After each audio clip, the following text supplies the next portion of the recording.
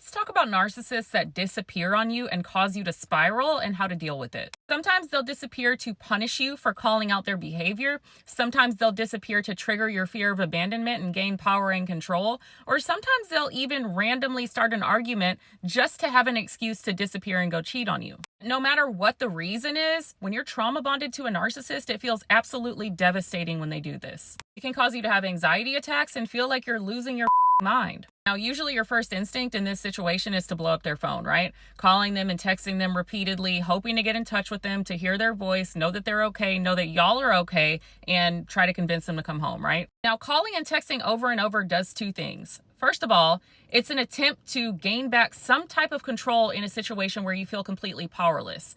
But secondly, it ends up backfiring and you feel more and more powerless and out of control each time you call and they don't answer. And I'm speaking from experience, y'all. When I was in the thick of narcissistic abuse, that felt like the end of the world. I'd be up all night, freaking out, calling, texting, crying, rocking, spiraling, obsessing. I would exhaust myself to the point where when his truck finally did pull up, I didn't care about the last 12 hours of being traumatized anymore. I was just glad he was home, which is what they want because it enables them to avoid accountability and it keeps you trapped in the abuse cycle. Now, to combat the narcissist's disappearing act, you have to do the opposite of what you normally do. I know how hard it is to not blow up their phone, but you gotta stop calling. You gotta stop texting. You gotta stop leaving voicemails. You gotta stop Facebook messaging. Stop it all. All it does is make you feel progressively crazier and crazier, while at the same time, it gives them evidence to be able to gaslight you and make you look crazy when they pull up their phone and they have 200 missed calls from you. Thinking that continuously calling them gives you any type of control over the situation is a complete illusion because no matter how many times you call, they're not going to answer. They're not stranded. They're not kidnapped. They're not in jail. They're not hurt. They are manipulating you straight up. Doing the same thing over and over and expecting a different result is the definition of insanity. So stop calling. The result is not going to change. What you need to do is allow yourself to sit in reality for a second.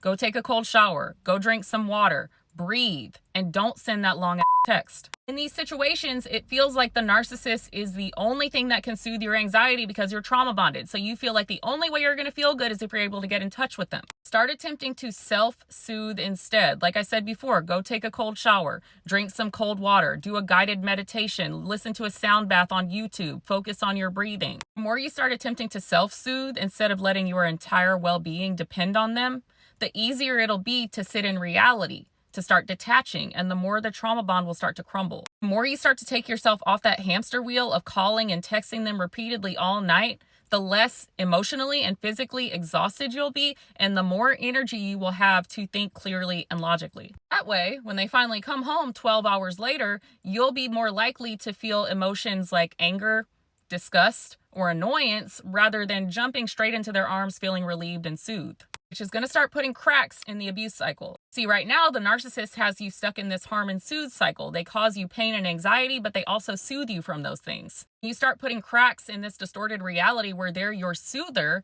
your brain can start to A, realize the amount of harm that they're actually causing you, and B, start to realize that you are capable of surviving without them.